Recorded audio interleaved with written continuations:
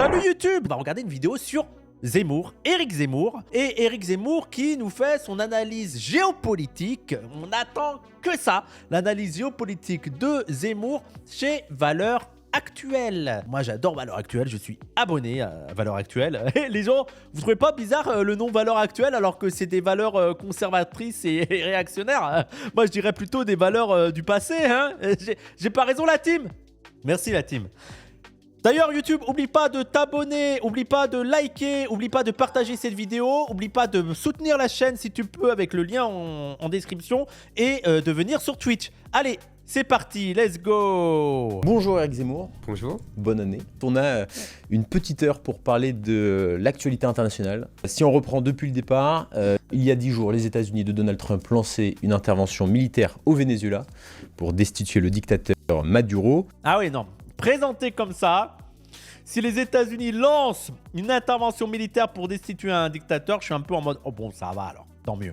Tant mieux, quand même, c'est pour destituer un dictateur qu'ils ont lancé une opération militaire. C'est-à-dire qu'ils ont kidnappé le président d'une puissance sud-américaine. Et d'ailleurs, ils l'ont traité en justice, non en tant que dictateur d'ailleurs, hein. Ils l'ont traité comme un vulgaire criminel, tu vois, genre détention d'armes à feu et trafic de drogue. Vraiment. C'est les flics, c'est les gendarmes. Ils sont venus, ils ont fait une descente chez Maduro et en mode, allez, viens là avec ton AK-47 et ta drogue là, viens là. 2 semaines après, que faut-il en retenir? Qu'est-ce que cela a révélé d'après vous de l'organisation du monde? Alors, effectivement, je pense qu'à partir de là, c'est pas mal pour regarder tout ce qui est sous-jacent et qui est en train d'accoucher, j'allais dire, d'un monde nouveau qui en fait est un monde ancien. Je vais y venir. Un monde nouveau qui est en fait un monde ancien. Il y a l'air d'avoir de la réflexion là-dedans. Je sais pas si on va avoir le niveau pour suivre, les gens, on va essayer. On nous dit Trump a dynamité l'ordre international, il ne respecte pas le droit international, c'est le retour des prédateurs, etc., etc., alors que nous vivions dans le monde parfait du droit international. C'est ça qu'on entend en bruit de fond médiatico. Et là, je suis d'accord avec Zemmour, c'est n'importe quoi. Ça a toujours été la loi du plus fort, sauf que les États-Unis, la puissance occidentale, n'avaient aucune contestation. Donc, ils avaient le droit international qui respectait en fait leur ordre international à eux, leur institution et tout. Il n'y avait pas de contestation, donc ça allait. Maintenant qu'il y a de la contestation, en fait, le droit international, ça leur va plus parce que ça ne suit plus leurs intérêts. Oui, moi, je suis d'accord avec lui, complètement. À la fois les médias et la classe politique française. Je pense que ce sont des fadaises. Après, personne n'a dit que c'était parfait avant. En fait, tu as beaucoup de gens en centre-gauche en mode le droit international est mort. Avant, là, c'est le retour de l'impérialisme, c'est le retour de la prédation, c'est le retour de ci, de ça. Personne ne dit que c'était parfait avant. Par contre, tu as quand même un discours en mode ah là là là là, Trump a cassé le droit international. Je suis beaucoup plus tempéré en mode oui, bon. C'est surtout que la domination occidentale n'avait pas de contestation. Je vais vous dire pourquoi.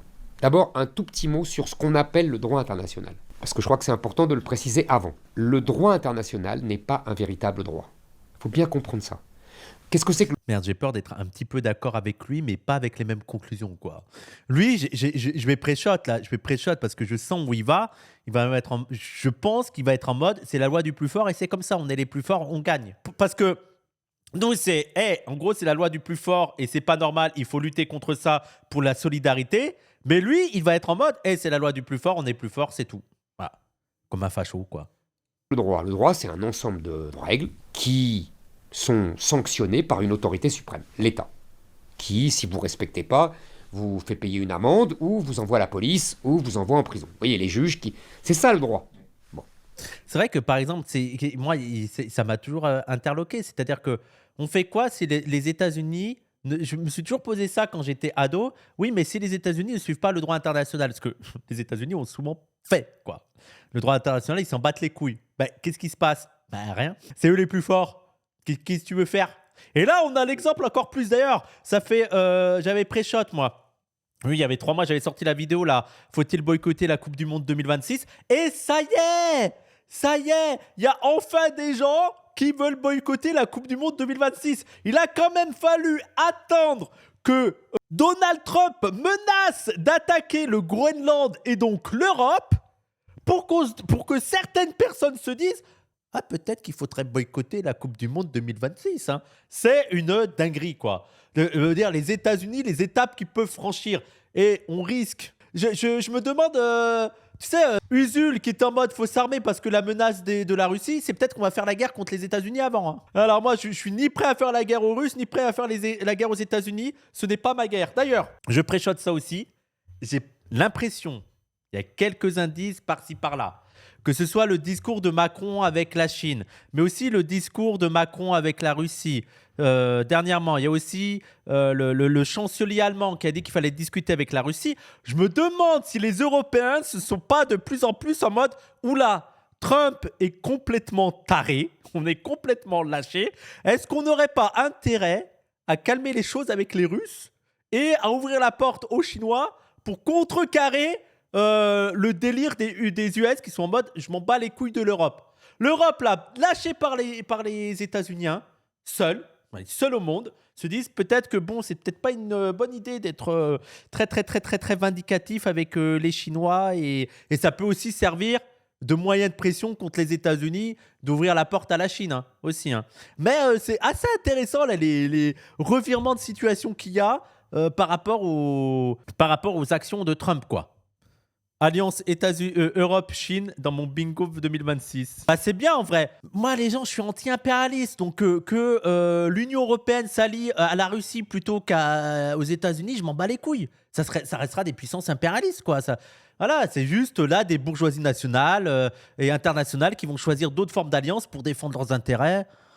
Ah, je veux dire, c'est ni une bonne ni une mauvaise nouvelle. Il faut analyser ça comme ça. Ça va pas servir les intérêts des classes populaires et des populations, quoi. Ah. Vous avez bien compris, rien que quand j'énonce ma définition toute sommaire, que le droit international n'est pas un droit, puisqu'il n'y a pas d'autorité suprême, d'autorité absolue qui va vous punir et sanctionner le non-respect des règles. Vous voyez bien que là, il y a quelque chose qui ne va pas. D'ailleurs, c'est le je suis d'accord avec Zemmour, malheureusement. Oui. Fantasme de tous les partisans du droit international que de créer un tribunal pénal international, de dire que l'ONU, vous voyez, c'est la communauté internationale, comme s'il y avait une seule... Comment tu fais pour que ton anti-impérialisme ne nourrisse pas l'impérialisme des autres? Mais toujours, encore une fois, avant de se poser la question... Ça voudrait dire quoi? Ton anti-impérialisme nourrit l'impérialisme des autres. C'est-à-dire que toi, en fait, ça, c'est une contradiction que je vais discuter dans ma vidéo sur l'impérialisme. Mais toi, sous prétexte que si tu affaiblis l'impérialisme français, tu risques de renforcer l'impérialisme russe, alors il faut nourrir l'impérialisme français. Tu te rends compte que c'est une question, pour moi, éthique qui n'a pas de sens. Tu vis grâce à l'impérialisme français, tu bénéficies de l'impérialisme français, laisse les Russes lutter avec leur impérialisme, mais toi, tu as une tâche morale, une tâche politique de lutter contre ton propre impérialisme. Je veux dire, la justification de « oui, mais si la France tombe, ça laisse les mains à la Russie », pour moi, ce n'est pas une excuse. C'est donc quoi? On laisse l'impérialisme français perdurer. Et l'un des meilleurs exemples de solidarité internationale, notamment des gens qui souffrent de cet impérialisme, c'est de lutter contre l'impérialisme de ton propre pays, mais ça peut donner aussi un élan politique, un élan stratégique, un élan moral à d'autres anti-impérialistes dans d'autres pays. Rappelez-vous que l'une des peurs de certains des États occidentaux avec les révolutions décoloniales ou les révolutions communistes, c'est l'effet domino. Et je pense qu'il ne faut pas minorer l'effet domino. De dire, imaginons en France, vous imaginez si en France, il y avait un groupe politique anti-impérialiste qui arrivait au pouvoir, qui montrait que c'était possible d'arriver au pouvoir et de promouvoir une politique anti-impérialiste, solidaire, de coopération entre les pays, comment ça peut alimenter les pays, les organisations anti-impérialistes des autres pays. Voilà. Dire, mais bon, moi, je vais pas dire ah non, je vais pas lutter contre l'impérialisme de la France, sinon parce que en fait, il y a beaucoup d'arguments. Hein.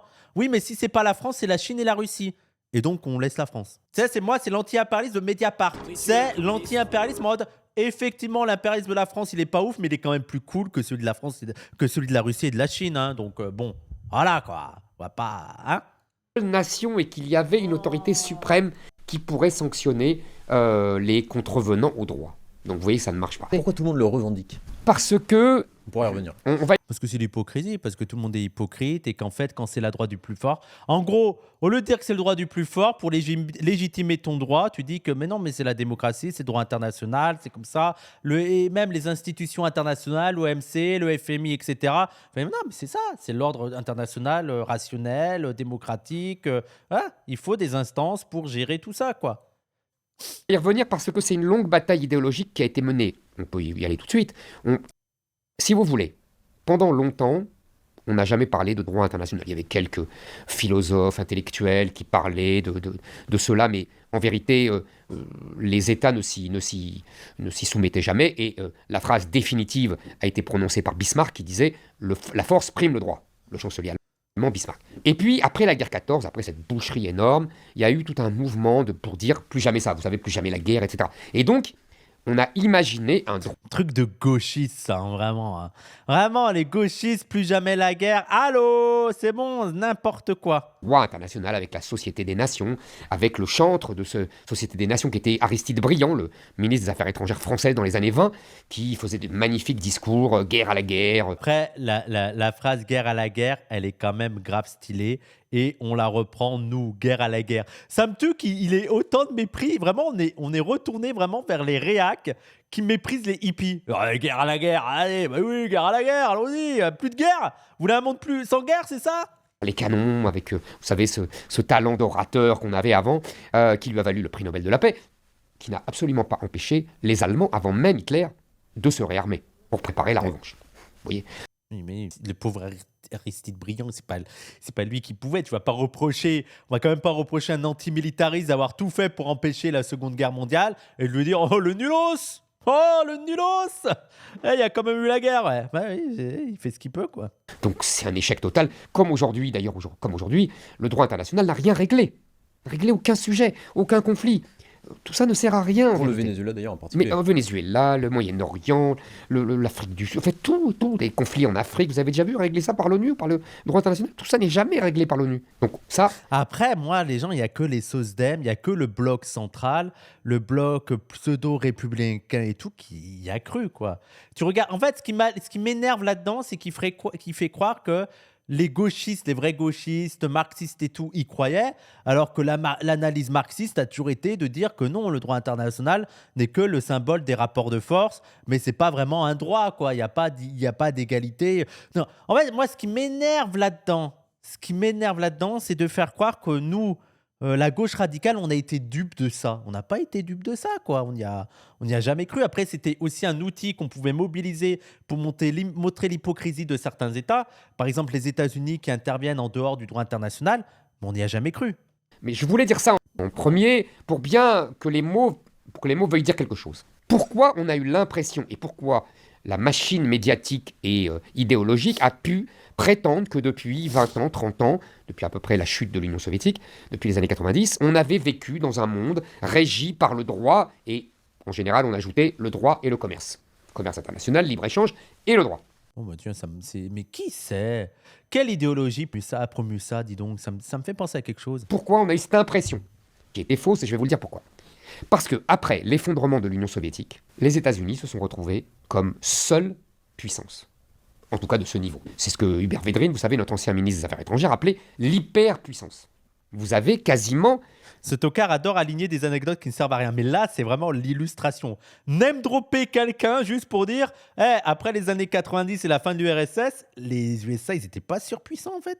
C'était pas les premiers sans contestation. Une folie.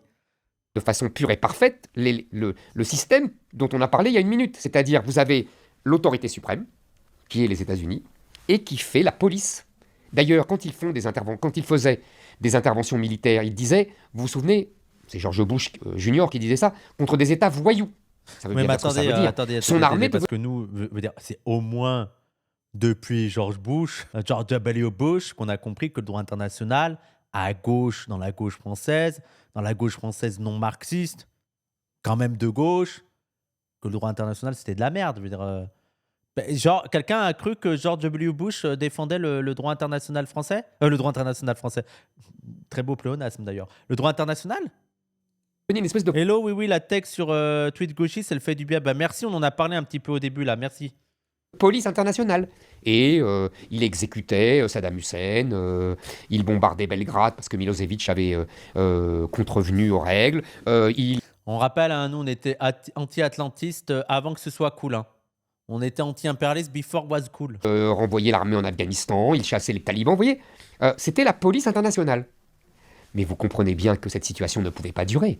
Parce qu'il y a des pays, des grands pays, qui n'ont pas accepté le magistère de cette police internationale. Bon, là, il est en train de dire, il a mis 10 minutes pour dire ce que j'ai dit en 30 secondes. Hein. En gros, les États-Unis étaient surpuissants, donc ils disaient ah c'est le droit international. Maintenant, il y a des contestations, donc cette hypocrisie du droit international, ils s'en battent les couilles, ils sont en mode non, mais en fait ça on s'en fout, c'est la loi du plus fort. Oui, bon, allez, on l'a déjà dit 150 fois, allez. Dirigé par les États-Unis pour l'intérêt des États-Unis.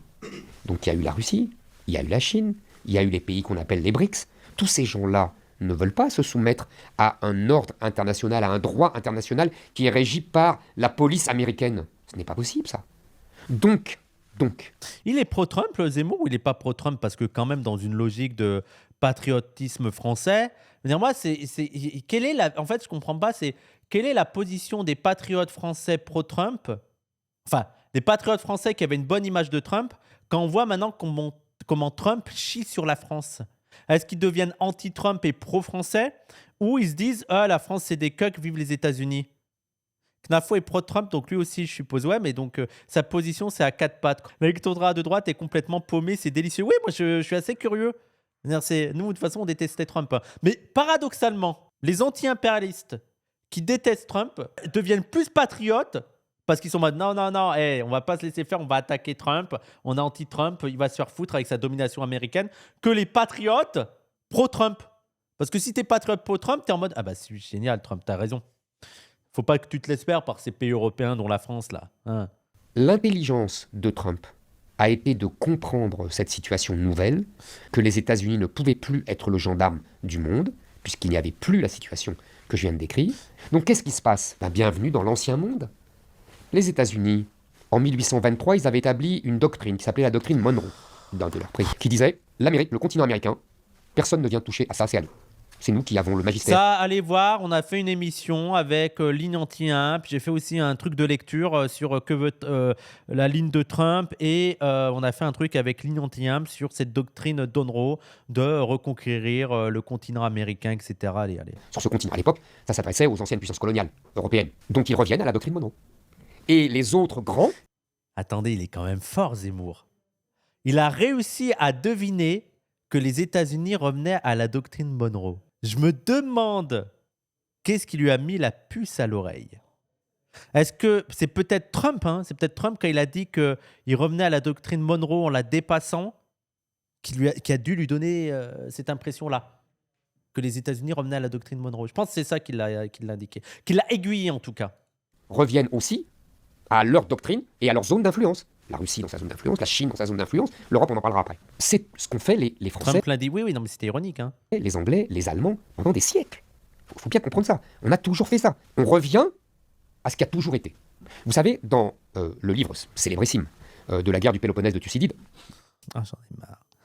Ah, vraiment, un droitard pas cité un auteur grec, là, je sais pas quoi, de l'Antiquité, là, j'en en peux plus. Ouais, quand même, génialissime. On l'a tous lu ici. On l'a tous lu. La guerre de Thucydide. Hein. À peu près plus de 2000 ans. Il y a un dialogue encore plus célèbre qui est entre les Athéniens et les Mèdes. Et Thucydide fait dire aux protagonistes de ce dialogue que le droit n'est possible qu'entre pays et puissances de même force. Mais qu'entre un fort et un faible, le fort exige tout ce qui est possible. C'est vraiment, là, il est en train de se répéter. Hein. Il est en train de se répéter, c'est ce qu'on dit depuis le début, mais ça fait encore plus classe et plus intelligent de dire la guerre du Péloponnèse, c'est Thucydide. On l'a tous lu. Alors, Thucydide, dans cet ouvrage extraordinaire, qui dit que, en fait, le droit du plus fort. Heureusement qu'il y a eu Thucydide quand même. Et le faible accorde tout ce qui est exigé de lui. Il y a 2000 ans. Ça a toujours existé, vous comprenez ? C'est comme ça. Donc nous revenons... D'ailleurs, il faudrait faire... Parce que là, il est en mode, il y a 2000 ans, donc ça a toujours existé. Après, ça ne suffit pas pour dire que ça a toujours existé dans l'histoire humaine. 2000 ans, c'est rien. Voilà, il faut aussi refaire une échelle de valeur, quoi. 2000 ans, c'est pas grand-chose, quoi. Mais je suis d'accord qu'il y a toujours eu des rapports de force. Hein. Mais le truc de... S'il y a 2000 ans, donc ça a toujours existé... J'allais dire, à l'histoire de toujours. Nous revenons non seulement au 19e siècle, mais à tous les siècles passés. Voilà. Nous sommes sortis de cette parenthèse que je vous ai décrite. Le crime, je dis bien le crime, des Européens, des gens de la Commission européenne, vous voyez, eurocrates, c'est d'avoir cru et d'avoir fait croire au peuple que cette parenthèse de l'hyperpuissance américaine. Vraiment, c'est nul. Vraiment, c'est. Ah là là, mais rendez-vous compte que ça, c'est leur gros cerveau, quoi. Ça, c'est le b.a.-ba des analyses marxistes, des analyses anti-impérialistes. On commence par ça, quoi. Ça, c'est leur champion du monde. Allait durer toujours. Qui répète depuis 10 minutes la même chose. Et que donc, le monde allait désormais être régi par le droit et le commerce. À droite, à Reconquête, nous avons, et Sarah et moi, parce que nous avons fait les réactions officielles, nous avons dit une chose, c'est que, effectivement, nous acceptons l'explication et nous approuvons l'explication de Trump qui dit en gros... Je savais. Je savais que c'était ça, voilà. En gros, Trump a raison, c'est la loi du plus fort, voilà. Et c'est quoi leur avis? Ils vont se ranger derrière Trump ou en mode défense des droits français? Mais voilà, c'est en fait défense de la force française, c'est ça? Le Venezuela était une des maîtres du trafic de drogue dans le monde. Ce qui est fou. Et aussi d'envoi d'immigration. Et ces deux choses-là, le trafic de drogue et l'invasion migratoire, sont des actes de guerre. Et donc, mais l'invasion migratoire, déjà quand t'es la France, c'est compliqué à entendre. Mais quand t'es les États-Unis et que tu parles d'invasion migratoire, faut se tenir debout avec les reins solides pour pas trembler devant cet argument de l'invasion migratoire quand t'es le président des États-Unis, que tu t'appelles Donald Trump et que t'es blanc, quoi. C'est quand même une dinguerie de réussir à te plaindre de l'invasion migratoire. Comme Trump qui est en train de dire sur le Groenland, c'est pas parce que vous êtes arrivé avec des bateaux il y a 500 ans que le Groenland vous appartient. Frère, quelle est l'histoire de ton faux pays? Donc, nous répondons à ces actes de guerre. Je vous avoue que je sais gré à Trump de dire et de faire ce que je disais depuis des années, c'est-à-dire que le trafic de drogue et l'invasion migratoire sont des actes de guerre. Wow, le trafic de drogue est un acte de guerre. D'ailleurs, allez voir, retournez voir le Talkie Oui Oui que j'ai fait avec Fabrice Olivet, où on parle de ça. Et d'ailleurs, lui, il dit la drogue et le trafic de drogue et l'invasion migratoire sont des actes de guerre. Et Fabrice Olivet rappelle que en fait, la guerre à la drogue est une guerre raciale. Et dans tout cet entretien que j'ai fait avec lui, il dit très vite que en fait, effectivement, ça visait d'abord les hippies, les blancs bobos de classe moyenne, etc. Mais en fait, c'est très vite allé sur les classes populaires non blanches, que ce soit aux États-Unis ou en France ou dans plein de pays. L'idée, c'est de viser les classes populaires et les Noirs, et notamment en France, les Arabes. Donc, dans les deux cas, pour Zemmour, les responsables, c'est les Noirs et les Arabes, les étrangers, les Noirs et les Arabes, les Noirs et les Arabes, les non-blancs et les non-blancs. Donc, voilà, quoi. Mais vraiment, leur truc de la guerre à la drogue comme déclaration de guerre, c'est quoi cette dinguerie? Mais qui déclare la guerre? Genre, le Venezuela a déclaré la guerre aux États-Unis parce que des gens se droguent au fentanyl aux États-Unis? C'est un peu culotté quand même. Je veux bien que Maduro est bon dos, je veux bien aller à la rigueur si vous voulez dictateur, mais quand même, qu'il ait déclaré la guerre parce qu'il y a des gens qui se droguent aux États-Unis, dire c'est votre problème, hein, s'il y a des gens qui vivent dans la misère. Et d'ailleurs, comme le rappelait déjà Fabrice Olivet, sur les gens qui se plaignent qu'il y a des gens dehors qui se droguent, le problème n'est pas tant qu'ils se droguent, le problème c'est qu'ils vivent dehors. Parce qu'il y a des gens qui se droguent à l'intérieur, vous ne voyez rien, ça ne vous pose pas de problème. Hein. Le vrai problème des gens, notamment sous crack dans la rue et tout, c'est qu'ils vivent dans la rue. Moi, c'est toujours un argument qui m'a halluciné. Les gens, à partir du moment où ils sont plus sous crack, c'est bon, ça m'intéresse plus ce problème. C'est plus mon problème. Vivez dans la rue, mais de manière sobre, s'il vous plaît. Vous voyez, ce n'est pas de la délinquance, c'est pas, c'est de l'incivilité. C'est la guerre. Oui. D'ailleurs, là aussi, ce n'est pas d'aujourd'hui. Vous savez, nous-mêmes. Quand même, c'est fou, hein. C'est fou, hein, parce que sachant que eux, ils n'ont pas parlé de déclaration de guerre des États-Unis sur le Venezuela, ils ont parlé d'intervention militaire, hein, pour destituer un dictateur. Mais là, par contre, le trafic de drogue qui serait dû à Maduro et l'invasion migratoire qui serait aussi due à Maduro, c'est la guerre. Voilà. C'est une déclaration de guerre. Donc, en gros, si on comprend Zemmour, les États-Unis étaient en légitime défense. Hein. Non, mais allons-y. Et eux, ils sont dans le réel. Ces gens-là sont dans le réel. C'est une analyse objective de la situation. Les États-Unis étaient en légitime défense. D'ailleurs, là aussi, ce n'est pas d'aujourd'hui. Vous savez, nous-mêmes, en particulier les Anglais, ont fait ce qu'on a appelé la guerre de l'opium aux Chinois pour les obliger en 1840 à consommer de l'opium. Attends, t'es en train de dire que le Venezuela a une politique comparable à ce qu'ont fait les Européens en Chine sur l'opium. Non mais. Ah ouais, oui, c'est une folie. C'est une folie ce qu'il est en train de dire. Il est en train de dire les Vénézuéliens ont fait comme ont fait les Européens avec la Chine. Non, mais c'est à partir du moment où on peut raconter n'importe quoi, j'ai pas de... Qu'est-ce que tu veux dire oui, allons-y, let's go. En plus, les guerres de l'opium, c'est plus compliqué que ça. Oui, non, c'est pareil. Maduro et le colonialisme anglais et tout en Chine, non, c'est pareil. Il y a vraiment mais même, je sais pas pourquoi il s'arrête à la drogue. Maduro a colonisé les États-Unis comme l'ont fait les Anglais avec le monde asiatique. Les Anglais, les Français, tout ça, ouais, c'est exactement pareil. Juste avec quelques années d'écart. Hein. On a oublié, mais ils s'en souviennent. Ils n'ont pas digéré. Donc vous voyez, la drogue, ça peut être un acte de guerre pour détruire les jeunesses d'un pays. Et c'est ce qu'a fait Maduro. Ah, mais quel suceur de Trump, quoi. Bien sûr, je ne suis pas complètement stupide, j'ai bien compris qu'il pouvait y avoir d'autres causes à l'intervention de Trump. Le pétrole... Quand même, il tempère. Il tempère. Effectivement, il y aura peut-être des raisons économiques, politiques, énergétiques, financières. Mais ça passe au second plan. En vrai, c'est le trafic de drogue. C'est quand même dingue de passer les raisons prioritaires au second plan. Non, c'est vrai. C'est vrai qu'effectivement, en Irak, peut-être que le pétrole, c'était peut-être important. Venezuela, le pays regorge de pétrole. C'est d'ailleurs assez le fait que le Venezuela refuse... Surtout que oui, il a raison, surtout que c'est quasiment dit mot pour mot par Trump, quoi. C'est notre pétrole. Vous avez pris notre pétrole, vous allez le rendre. Voilà. D'être payé en dollars. Ça, en général, les Américains ne pardonnent pas. Et je rappelle, on en avait discuté avec le stream anti-impérialiste, le problème en plus avec le Venezuela, c'est que selon les États-Unis, le Venezuela produisait trop peu de pétrole. Parce que l'une des stratégies de Trump, c'est produire énormément de pétrole pour que le prix baisse, notamment lutter contre l'inflation en faisant baisser le prix de l'énergie. Donc c'est l'un de ses moyens. Et donc il faut que le Venezuela produise. Et en plus, ils produisent sous domination américaine, c'est encore mieux. Alors là, par contre, sous tous les niveaux catastrophe climatique, on s'en bat les couilles. Hein.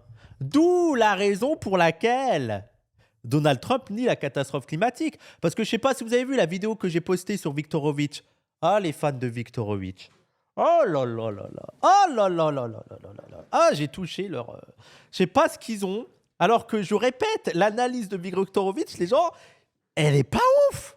Son truc de logocratie. Il y a des gens, ils m'ont dit, Wissam, tu n'as pas compris l'argument de Viktorovitch. Certes, avant, on mentait, mais on mentait de manière rationnelle. On mentait avec des objectifs. Là, on est dans une époque où on ment pour mentir, où on ment et on t'aimant. Et là, l'argument de mentir pour mentir. Prenons le plus gros mensonge de Donald Trump, qui est la catastrophe climatique. Donald Trump est littéralement un climato-négationniste. Il nie la catastrophe climatique. Parce qu'il y a des gens qui, par exemple, vont dire effectivement, il y a une catastrophe climatique, mais c'est pas lié aux humains. Non, Donald Trump est vraiment... Non, il n'y a pas de catastrophe climatique. Vous racontez n'importe quoi. Donald Trump ne ment pas sur ça juste parce qu'il kiffe mentir.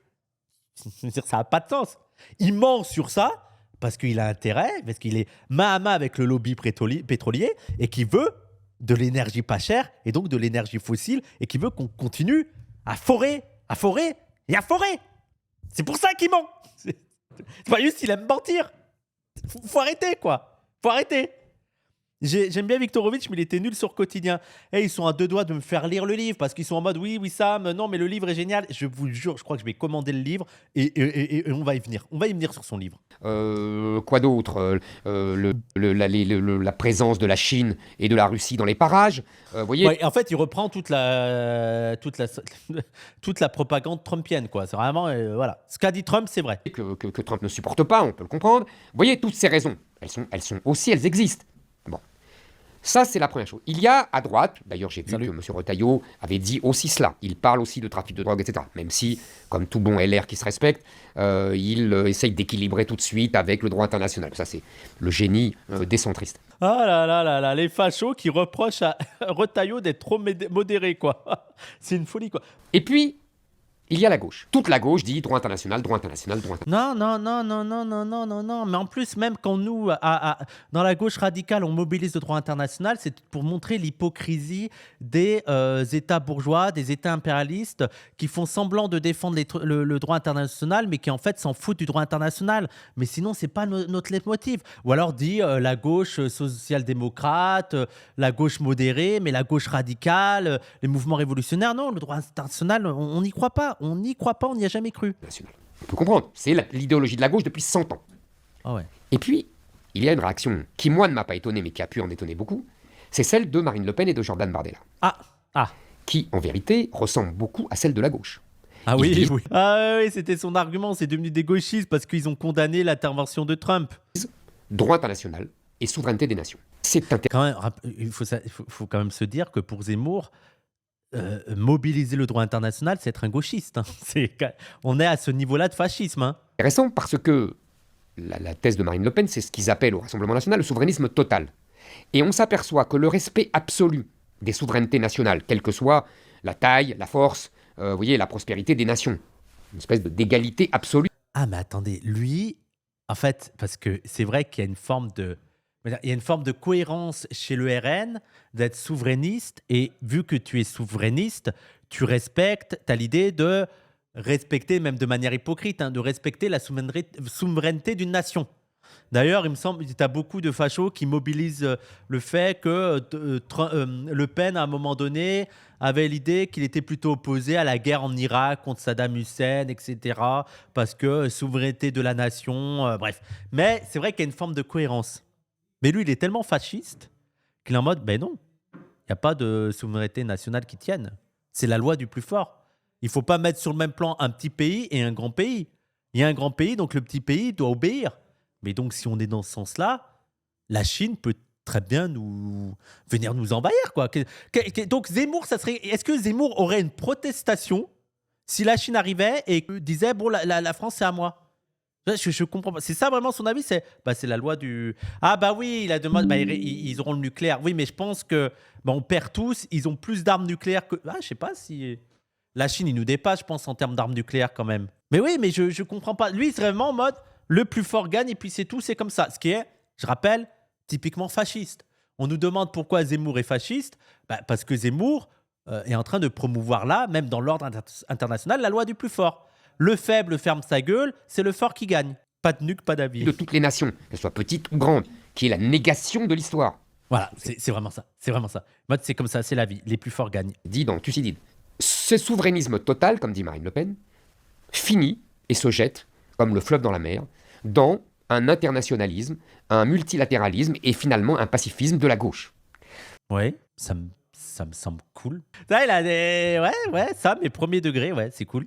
Je disais que ça ne m'étonne pas parce que ça fait des vraiment, les pacifistes, mais cassez-vous en fait. Années que je dis que Marine Le Pen et les dirigeants du Rassemblement national sont de... Après, Zemmour est cohérent avec ça. Hein. C'est pas une dérive de Zemmour sur le truc pacifiste. Hein. Il y a 20 ans, 30 ans, il écrivait des trucs sur la masculinité, la virilité et les femmes. Il avait un discours ultra viriliste, ultra masculiniste, en mode les hommes sont devenus des faibles, etc. Alors par contre, faut savoir que le gars là, qui est en train de dire c'est la loi du plus fort, blablabli, blablabla, quand il y a quelqu'un qui vient un petit peu le bousculer dans la rue, il y a tout le monde qui l'appelle, hein, ça va Zemmour, ça va bien. On a envie de dire, écoute, je veux dire, si c'est la loi du plus fort, pourquoi la loi du plus fort, elle marcherait en termes d'État-nation et tout? C'est-à-dire que Trump peut kidnapper un président et forcer et établir sa loi, mais quelqu'un ne peut pas te bousculer un petit peu dans la rue si c'est la loi du plus fort. Je comprends pas. Pourquoi toi, tu veux dire, toi, ça marche pas? Non, toi, il n'y a pas de loi du plus fort qui tienne? Gauche. Que ça soit sur l'économie, que ça soit sur l'islam, que ça soit sur le travail, que ce soit sur l'assistanat. À chaque fois, leurs réactions, les impôts, sont de gauche. Mais quand vous regardez les sondages, il y a eu un très bon sondage dans le Figaro, je crois que c'était l'IFOP, qui demandait aux gens, en fonction de leur appartenance politique, comment ils jugeaient cette intervention de Trump. Vous voyez que la gauche, à 80-90%, est contre, et critique au nom du droit international, Ils sont en cohérence avec leur dirigeants. Alors, non, attendez, mais il croit qu'on fixe tout sur le droit international. On est contre le fait qu'un pays kidnappe le président d'un autre pays, surtout les États-Unis. En plus, tout ça pour contrôler le pétrole et installer sa puissance là-bas. Même sans le droit international, je suis contre. Il croit qu'on est dirigé juste par le droit international. On est dirigé par l'anti-impérialisme. Vous voyez que la droite, chez nous à Reconquête, on est à 75-80% pour l'intervention. Bande de faibles. Bande de lâches. Ouais. En plus, je trouve ça... En fait, ils sont là en mode la loi du plus fort, mais je trouve ça tellement lâche et tellement faible quand t'es petit de lécher le cul d'un gros, tu vois. Parce que je rappelle que Trump, il défend les intérêts des États-Unis. Hein, et il défend les intérêts à lui parce que c'est le plus fort. Donc, voir les patriotes d'un petit pays faible lécher le cul de la première puissance mondiale, je trouve ça très peu viril. Vous voyez un gros qui est en train de taper tout le monde, au lieu d'être un peu fier, de résister et tout, vous êtes en mode « T'as raison Trump, t'as raison, c'est ce qu'il faut faire. » Ah. Et après, ils parlent de virilité, ça me dégoûte. Au LR, ils sont autour de 60% pour et de 30 à 40% contre. Vous voyez, les centristes, comme d'habitude. Et au RN, il y a à peu Il a l'air de se faire chier, le gars à droite, quand même. Hein. près moitié-moitié. Je crois que c'est 40-60, mais je ne sais plus dans quel sens, mais peu importe. Disons moitié-moitié. Là, il en a rien à foutre, il est en mode « Oui, j'ai ma question suivante là à poser là. » Moitié qui est pour, qui est donc d'accord avec Reconquête. Et Tu peux lécher le cul en étant très viril. Oui, pardon, excusez-moi, vous m'avez compris. C'est une image. C'est une image. qui est en désaccord avec leurs dirigeants, et moitié qui est contre et qui est en accord avec leurs dirigeants. Oui, Sam, homophobe, pourquoi il n'y a que les homosexuels qui se lèchent le cul? Je crois pas. Hein. Quand on observe de près les électeurs du RN, c'est toujours la même chose. Il y a un électorat de droite qui n'est pas d'accord, en vérité, avec les dirigeants du RN, qui ont toujours des réactions de gauche, qui sont des socialistes. Je répète, sur les impôts, le travail, la fiscalité, l'islam, la remigration, Marine Le Pen était contre. Tous ces gens-là sont d'accord avec nous, mais ils votent pour le Rassemblement national parce qu'ils se disent au moins ça va arrêter l'immigration. D'accord. Moi, mon rôle politique... Il y a quand même, les gens, rendez-vous compte, il vient parler du Venezuela, de Trump qui a kidnappé Maduro et qui menace le Groenland, et ça termine, il faut virer les Arabes. Mais laissez-nous tranquilles, c'est pas possible. Laissez-nous tranquilles. Pourquoi on est là au centre de la conversation encore là? Je rappelle que moi j'étais contre l'immigration. Hein. Que je le conçois depuis le début, c'est de dire à ces gens-là qui sont de droite et qui votent pour des dirigeants de gauche, même s'ils dirigent le Rassemblement national, je leur dis... Ah bon, allons-y. Le réel. Le Rassemblement national, c'est des dirigeants de gauche, le réel. Vous pouvez arrêter l'immigration tout en votant pour des gens de droite, c'est-à-dire Reconquête, c'est-à-dire moi et Sarah Knafo, et les autres. Je pense qu'il faut donner aux électeurs une alternative. Les électeurs de droite ne sont pas condamnés... Être contre la réimmigration, c'est de gauche. Bah évidemment. C'est les mêmes qui viennent nous dire « Ouais, de toute façon, pour vous, les radicaux, tout ce qui est à droite de Macron, c'est Hitler. » Ils font la même chose. Ils parlent de Malika Le Pen, ils parlent des gauchistes du RN, et ils nous reprochent de trouver nazi tout ce qui est à droite de Macron. Ouais, il va falloir doser quand même sur les accusations. Hein. C'est celui qui dit qui est. à voter pour des gens de gauche qui dirigent le Rassemblement national. Voilà. Une semaine après, il y a le Groenland. On va pouvoir peut-être parler du Groenland. D'ailleurs, c'est une des questions que je voulais vous poser. Est-ce que l'Union européenne doit intervenir, puisque Donald Trump considère que le Groenland doit lui appartenir? Enfin, c'est plus compliqué, mais il voudrait... c'est le plus fort, hein, donc le Groenland, ça va à Trump. Trump a décidé que c'était à lui le Groenland, donc c'est lui. Wissam, tu préfères Zemmour ou Trump? Ah bah Trump. Ah les gens, quitte à avoir deux fascistes, autant un fasciste qui a le sens du spectacle. Je veux dire, c'est quand même... Il y a le côté très ricain chez Donald Trump. Il y a le côté assez rigolo, assez fantasque. Moi, j'aime bien. Le Groenland, qu'est-ce que c'est? C'est une terre. Moi, j'ai l'impression que c'est une terre, une île au nord du Canada, peuplée de peu de gens, avec beaucoup de glace. Enfin, pas les glaces qui se mangent. Hein. Du continent américain. C'est le continent américain. Et je rappelle, c'est les États-Unis de quoi? Les États-Unis d'Amérique. Et donc, Groenland américain, États-Unis d'Amérique, ça doit... Les États-Unis d'Amérique avaient prévu dès le départ. Ça va être les grands États-Unis d'Amérique au final. De l'Argentine au Groenland, ça va être les États-Unis d'Amérique. Trump n'a jamais menti. Ils n'ont pas menti. C'est les États-Unis d'Amérique. N'est pas une terre du continent européen. Donc la Alors, je rappelle, Zemmour, je rappelle donc Quid de la Guyane française? Si Trump vient et dit bon, la Guyane française c'est à moi, c'est plus américain qu'européen. Hein. Voilà, mais ces arguments de con là. Oui, la Martinique, la Guadeloupe, etc. Mais oui. Zemmour décolonialiste, oui. Bah, déjà, est-ce que cet argument, les États-Unis d'Amérique, déjà, il y a un truc. Hein, géographie donne plutôt raison à Donald Trump. C'est une région. Ah non, mais c'est quoi cet argument de con là? Ouais, c'est plus proche que des États-Unis d'Amérique, donc c'est aux États-Unis d'Amérique. Ouais, c'est comme ça que ça marche le monde. Le Groenland, c'est à côté de quel pays? C'est pas à côté de l'Angleterre, il me semble. Voilà, hein? Donc c'est au Groenland. Géographie. Non, mais c'est le niveau d'analyse. Américaine. Mais l'histoire lui donne tort. L'histoire dit que depuis des siècles, c'est une terre danoise. Là, je fais une petite parenthèse taquine. C'est danois. Mais pourquoi c'est danois? Parce que le Danemark l'a colonisé. Non, mais je vais arrêter là. Et les États-Unis d'Amérique? Étrange. Pourquoi ils l'ont colonisé, donc c'est pas eux. Donc, en plus, l'argument est quand même... Ils l'ont colonisé, donc les États-Unis peuvent le coloniser. En fait, le Groenland, c'est une petite Algérie du Danemark. Non, ils osent tout. Alors, si c'est une petite Algérie du Danemark, laisse le Groenland mener sa guerre pour son indépendance. C'est pas aux États-Unis à venir faire la guerre pour l'indépendance du Groenland.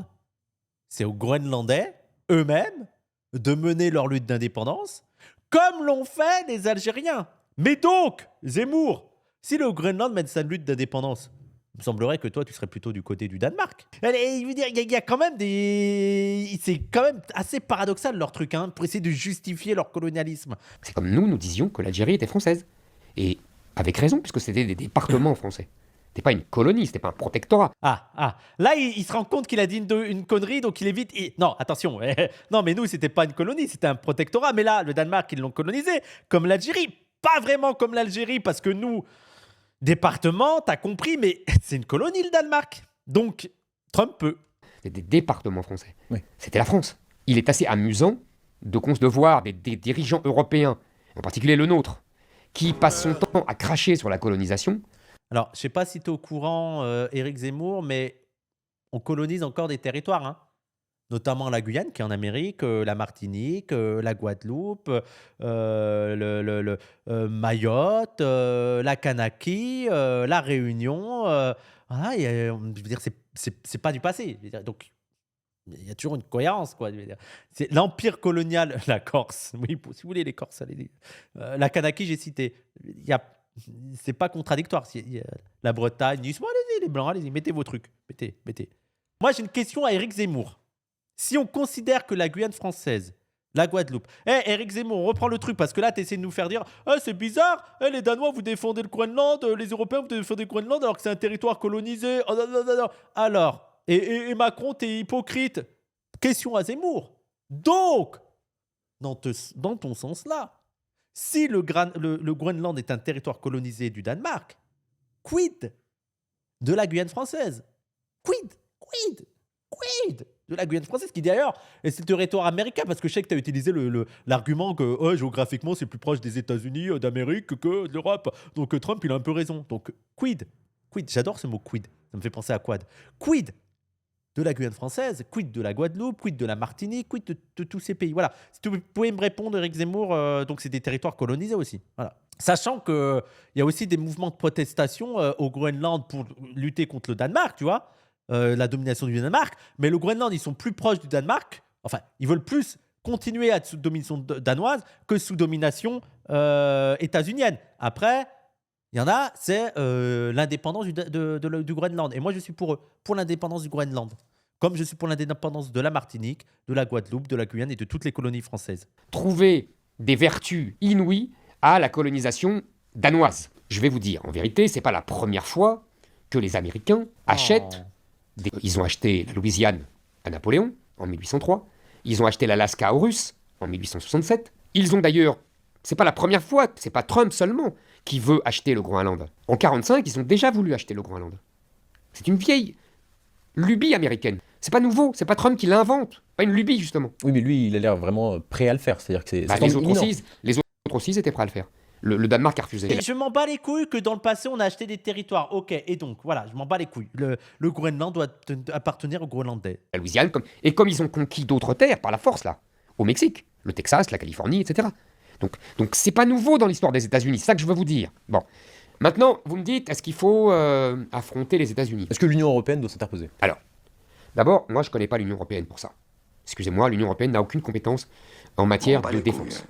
Manifestement, le Danemark nous appelle à l'aide. Et manifestement aussi, M. Macron, qui veut toujours montrer l'existence d'une solidarité et d'une souveraineté européenne, se met en avant.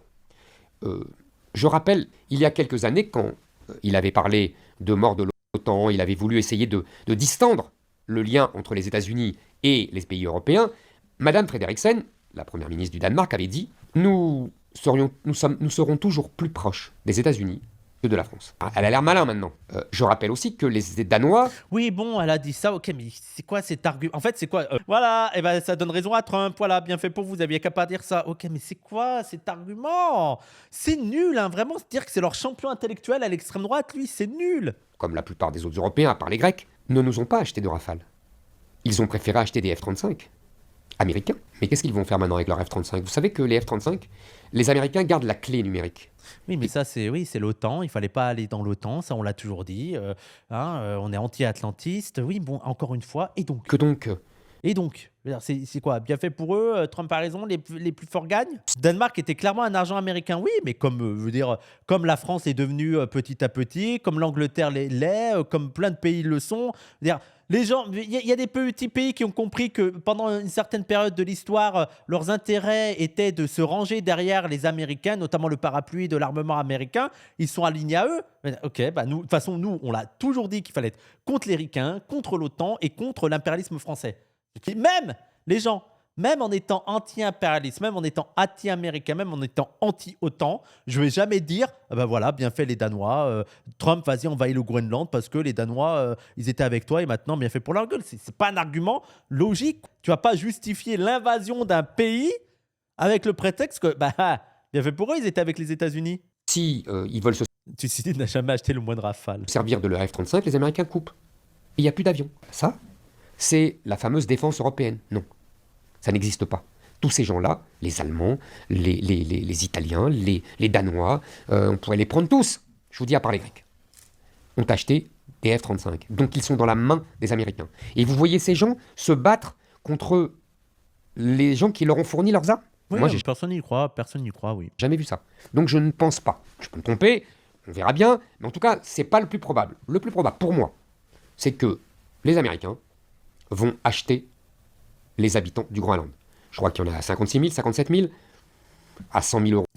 Acheter des personnes, waouh, c'est chaud, on n'est pas à l'esclavage. Moi, je pense que ça va s'en sortir avec une sorte d'arrangement où, officiellement, les Danois vont toujours garder la prédominance sur le...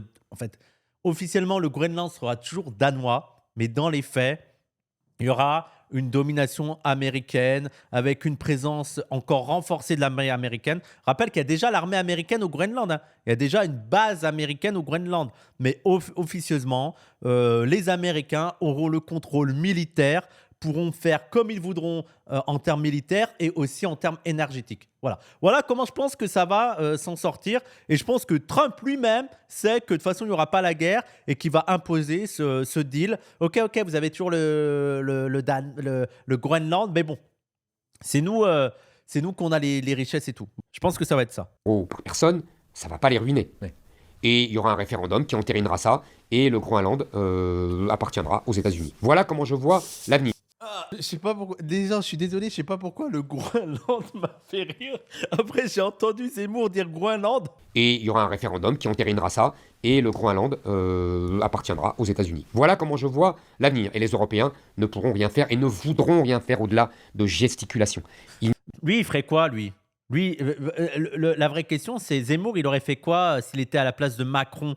Parce que là, il est fort pour dire ouais, on a laissé faire les Européens, mais Groenland. Mais lui, il aurait dit quoi? Il aurait laissé Trump faire aussi. Il l'aurait juste sucé, quoi. On dit, vas-y. Il n'y aura pas de guerre entre les pays européens et les États-Unis. Ça n'existe pas. Sûr. Et alors, comment faire autorité, justement, quand on est la France, dans ce genre de schéma? Pour l'instant, on ne peut pas faire grand-chose. tout simplement parce que depuis 30 ans, on s'est désarmé et que donc nous avons une armée. Après, je pense que même. Alors, voilà, c'est Éric Zemmour, parce que là, tu peux pas avoir comme excuse qu'on peut rien faire contre les États-Unis parce qu'on s'est désarmé. Même si on s'était armé, est-ce que tu es conscience de l'investissement des États-Unis dans l'armement? Je veux dire, allez, même s'il y avait une politique d'armement de la France ces 30 dernières années, on n'aurait jamais fait face aux États-Unis. Donc, même. En fait. Tu ne peux pas répondre à cette question de qu'est-ce qu'il faudrait faire contre Trump, parce qu'avec ta logique de la loi du plus fort, les États-Unis, même avec une politique d'ultra-armement de la France ces 30 dernières années, la France ne ferait pas le poids face aux États-Unis. Et donc, dans tous les cas, en suivant ta logique, on aurait dû fermer sa gueule. On ferme notre gueule et on dit oui, vas-y, Trump, vas-y. Voilà. Tiens, c'est à toi, le Groenland. Le Groenland. Mais excellente par ailleurs, mais qui est, je disais tout le temps ça pendant la campagne présidentielle, qui est échantillonnaire. C'est-à-dire que nous avons de tout, un tout petit peu. Donc même quand nous faisions nos expéditions en Afrique, nous avions 3 jours de munitions. Attends, quoi? Des expéditions, il a dit? Non, des expéditions. Choisissons ce terme, expédition en Afrique. Voilà. Nous avions 3 jours de munitions. Et au bout de 3 jours, nous demandions des munitions à qui? Nous demandions des satellites pour nous donner les images à qui? Aux États-Unis. Oui, mais même en armement. Mais attends, alors là, c'est pas seulement dans l'armement qu'il aurait fallu investir. Il aurait fallu investir dans tout. Je veux dire, dans la technologie, dans la géo-ingénierie, mais je veux dire, dans le renseignement, mais on n'aurait pas eu les moyens. Tu ne peux pas reprocher à la France de ne pas faire le poids sous prétexte que le numérique, oui, j'ai dit le numérique, etc. Mais bref, dans tout en fait, dans tout ce qui entoure le militaire, l'industrie militaire. Mais bref, dans tous les cas, tu ne peux pas reprocher à la France de ne pas avoir assez investi et que ce serait pour cette raison-là qu'on ne peut plus faire face aux États-Unis parce que dans tous les cas, on n'aurait pas pu faire face aux États-Unis. Même en ayant beaucoup investi, on n'a pas le poids économique de la première puissance mondiale, notamment avec la suprématie du dollar, etc. On est d'accord que c'est ultra malhonnête. Il n'y a que des pays comme la Chine qui peuvent vraiment tenir tête. C'est vraiment... ouais, non, mais si j'étais là il y a 30 ans, on aurait été la 2e puissance mondiale. Hein, on aurait fait... la France aurait tenu tête à la Chine et aux États-Unis. Hein, je vous le dis. Hein. C'est malhonnête, mais c'est malhonnête. C'est comme ça. Nous nous sommes mis dans la main des États-Unis. Je vous ai dit, le crime, je dis bien le crime, ce n'est pas le seul, on va y en parler, mais le crime des Européens, des dirigeants européens et des dirigeants de l'Union européenne, c'est d'avoir fait croire que cette période exceptionnelle que je vous ai décrite tout à l'heure allait durer toujours. Et que donc... Mais c'était dans leurs intérêts à eux. Parce qu'en plus, peut-être, l'une des propositions des Européens, notamment de la France, mais d'autres pays, pour essayer de faire face à la Chine et aux États-Unis, c'était l'Union européenne. Il y avait un idéal de seule la France ne pourra jamais refaire le poids contre États-Unis, Chine, l'Italie non plus, l'Allemagne seule non plus. Ce qu'il faudrait, c'est l'Union européenne. C'est l'alliance de l'Europe qui, en tant que pays comme ça, de 300 millions d'habitants, il y a combien l'Union européenne, c'est combien d'habitants? Mais ça pourrait être des ordres de grandeur assez semblables aux États-Unis et en termes économiques de pouvoir peser comme une puissance internationale. Mais ça, t'es contre. Moi, je suis contre l'Union européenne, hein, mais t'es contre l'idée d'Europe. Donc, même ce projet-là, je ne vois pas comment la France aurait pu tenir tête à la Chine et aux États-Unis sans, s'investir dans un projet européen. Mais alors, la France toute seule, non, mais là, on rêve. Plutôt 500 ou 600 millions. Donc, plus que les États-Unis. On pourrait se désarmer, se mettre complètement dans la main des Américains qui seraient nos protecteurs et sans aucune conséquence. Et d'ailleurs, souvenez-vous, on a fait la même chose avec le gaz russe. À partir du moment où on s'est mis à acheter du gaz russe qui est beaucoup moins cher, on savait qu'il y aurait une dépendance par rapport aux Russes. Oui, bon, à un moment donné, Zemmour, la France ne peut pas... Oui, t'es bien gentil, oui, d'accord. Mais à ce moment-là, oui, on peut tout critiquer, quoi. Mais comment tu fais? Il y a des choses, elles sont pas en France. On est d'accord que c'est assez facile de... voilà. Non, mais je comprends pas. Il découvre que on peut pas faire tout nous-mêmes. Bon, c'est comme ça, c'est la loi des rapports entre les nations. On n'est pas dans le monde des bisounours. C'est le monde des bisounours, d'ailleurs, c'est... Il n'a toujours pas dit ce qu'il fallait faire, en fait. Il n'a toujours pas dit ça aurait dû être quoi notre position. Ça devrait être quoi notre position? Votre réaction au Venezuela? Je me suis amusé avec ça parce que vous avez compris maintenant que je vois les réactions de la classe politique, tout parti confondu quasiment, comme des réactions de bisounours. C'est droit international, mais encore une fois, je ne vais pas répéter ce que je viens de dire, les rapports de force ont toujours existé. Oui, moi, donc il faut je te prendre. répète. Donc vous me disiez, qu'est-ce que doit faire la France? D'abord, se renforcer. S'armer, je l'avais dit pendant l'élection présidentielle. Après, c'est ce qu'est en train de faire Macron. Je veux dire, là, tu es en train de dire qu'on devrait faire ce qu'est en train de faire Macron. OK. Et ce qu'est en train de faire aussi l'Union européenne. OK. Je rappelle qu'on a des augmentations historiques. Je rappelle qu'en 2026, le budget de l'armée va dépasser le budget de l'éducation nationale. Pourquoi tu reproches... Voilà, donc c'est quoi ta contradiction avec les bisounours de Macron?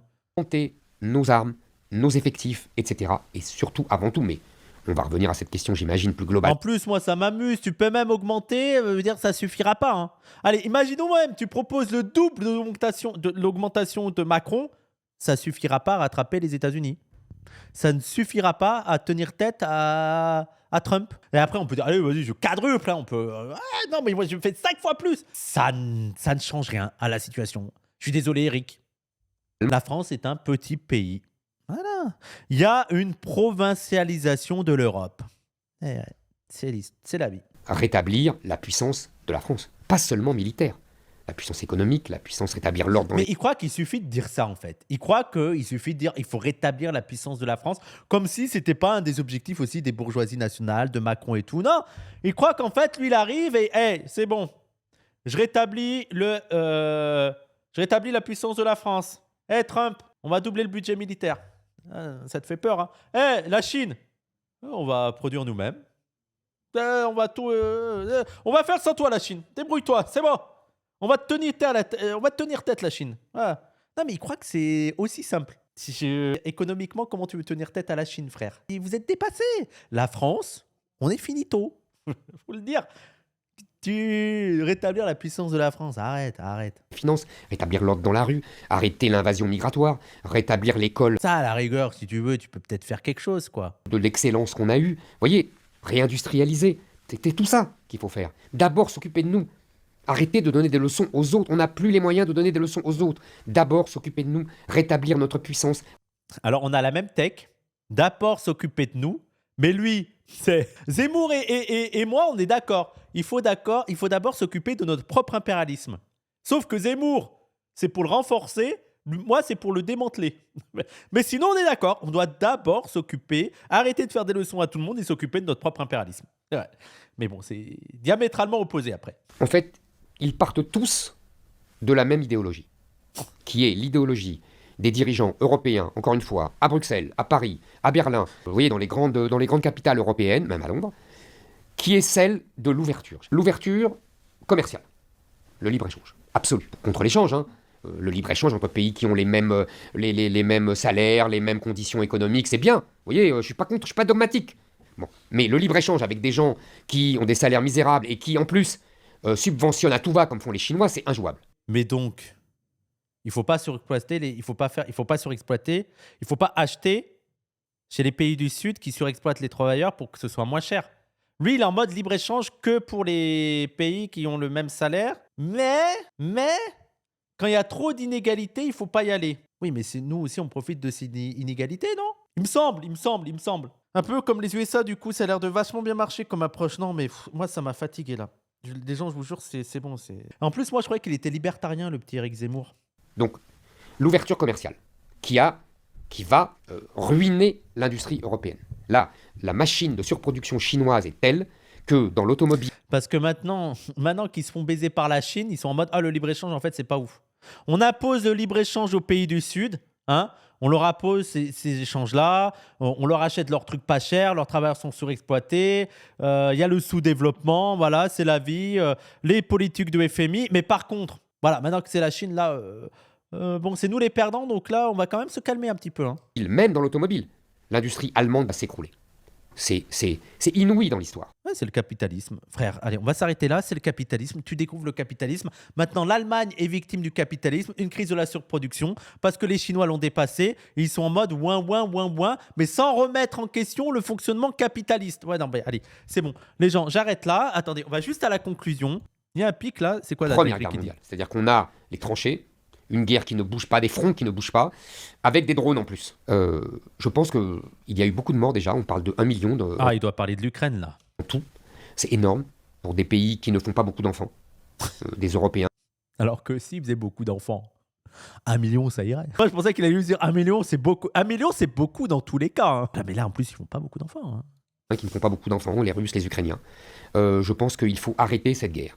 Alors qu'en Afrique, 1 million, quand tu fais 7, 8, 9 enfants, ça va. C'est quoi pour eux? Arrêter cette guerre, il faut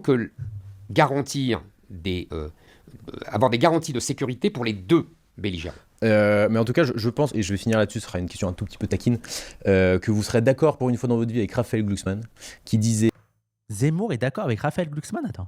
aujourd'hui sur France Inter que je ne supporte plus, alors c'était à propos de la situation en Iran, mais on peut faire un parallèle, je ne supporte plus ces communiqués, l'immense problème des Européens est d'être dans le commentaire. Il a raison, mais c'est son Europe. C'est-à-dire son Europe bruxelloise. Oui, bon, Glucksmann qui veut une intervention. Attends, est-ce qu'il a dit pareil? Parce que là, Glucksmann n'est pas content. Il est en mode, oh, les Européens, ils sont que dans le commentaire sur l'Iran. Il a dit pareil avec la Palestine? Est-ce qu'il a dit pareil avec la Palestine, Glucksmann? Hein? Est-ce que sur Israël, il a dit, ah, j'en ai marre, les Européens, vous êtes que dans le commentaire? Parce que là, on est vraiment que dans le commentaire et vraiment le petit commentaire, quoi. Le commentaire en note de bas de page pour dire, et c'est quand même pas cool. Le génocide. Ah, dis-moi, Glucksmann. Mais toujours, Glucksmann, là, pour sauver les Arabes, là, les Iraniens et tout, il est là, hein, il y a du monde. Hein. Mais alors, pour la Palestine et tout, là, quand ça contredit les intérêts occidentaux, il est plus très courageux, Glucksmann. Non, il a plus envie, là. Sa commission, son idéologie que je vous ai décrite tout à l'heure, de l'ouverture. Bon, allez, c'est bon. Ouais, je termine sur une note de Glucksmann. Hein. Glucksmann, c'est de la merde. Zemmour, c'est nul. Est-ce que j'ai pas une meilleure conclusion? Je suis désolé. Lulu, t'as une meilleure conclusion? Lulu, t'as une meilleure conclusion ou pas? Tu veux faire la conclusion sur Zemmour? Qu'est-ce que tu veux dire? Qu'est-ce que t'as à dire sur Zemmour? Attends, je te donne le micro. Tiens, vas-y. C'est à toi de parler. On va mettre ta mère, s'il te plaît.